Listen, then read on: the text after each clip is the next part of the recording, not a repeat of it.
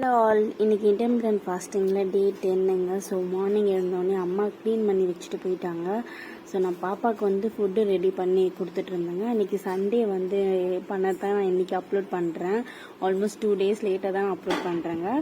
இன்றைக்கி என்னோடய வெயிட் வந்து 74 இருக்குது. இதே வெயிட் தான் 2 days-ஆக இருக்குங்க. நான் இன்றைக்கி மார்னிங் செக் பண்ணி பார்த்தேன், அதுதான் இருக்குது.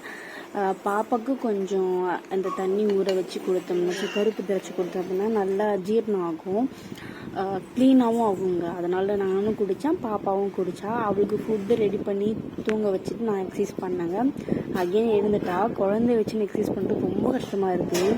பட் நம்ம ஃபீடிங் டைமில் எக்ஸசைஸு கொஞ்சம் டயட்டும் இருந்தோம் அப்படின்னா வயசில் எனக்கு சுகர் வரக்கூடாதுன்னு நான் சாப்பிட்றேன். நான் ரொம்ப ஸ்ட்ரிக்டாலாம் இல்லைங்க. நான் வந்து 4 days முன்னாடி ஸ்ட்ரிக்டாக இருந்து 2-3 monthலேயே வந்து ஒரு 20 ஓவர். ஆனால் இந்த டைம் வந்து ஸ்லோ அண்ட் ஸ்டெடியாக பண்ணலாம் அப்படின்னு இருக்காங்க.